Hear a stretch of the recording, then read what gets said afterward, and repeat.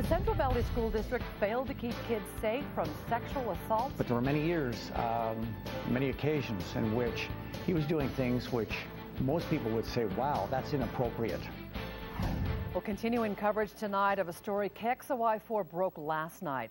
A former Bowdish middle school student says she was molested by her teacher.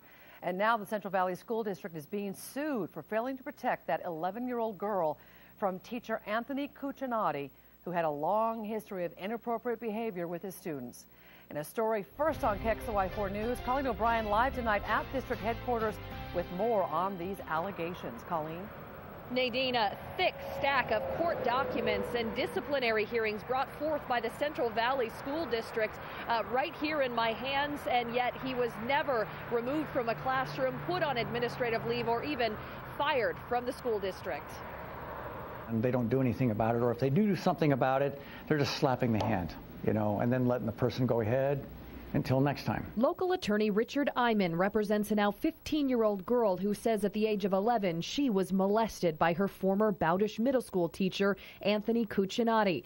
Iman says based on disciplinary files with the Central Valley School District, CV failed to protect his client from Cucinotti, who had a history of inappropriate behavior with female students. There were many years, many occasions in which he was doing things which most people would say, wow, that's inappropriate. Court documents allege Cucinotti was accused of this behavior between 1994 and 2009, that he read books to students with sexual content, displayed a girl troll doll with its pants down and said inappropriate things, asked girl students if they'd been naughty and needed to be spanked, snapped a girl's bra, then rubbed that area, and was seen looking down female students' shirts. In response to the last allegation, in disciplinary documents, Cucinotti responded, "Girls who dress provocatively think provocatively." One of Cucinotti's former Bowdish students wasn't surprised to hear of these allegations. Elena Patchett remembers the same rumors when she was a student of his in 2006. With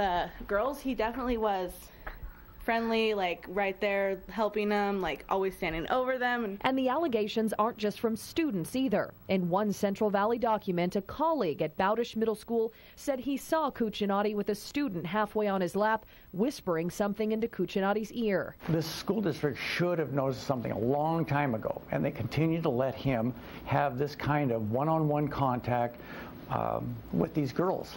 And it's really sad. Based on everything Iman has seen and heard of Cucinotti, he knows there are other victims. We would hope that they would come forward confidential. We, agree to confidentiality, but I would really like to hear from somebody who would really like to share that kind of information with us. The Central Valley School District would not go on camera today to respond to this lawsuit, but they did issue a written statement last night in which they said, "We have not seen the lawsuit, and it is not our practice in the Central Valley School District to comment on legal matters before the court."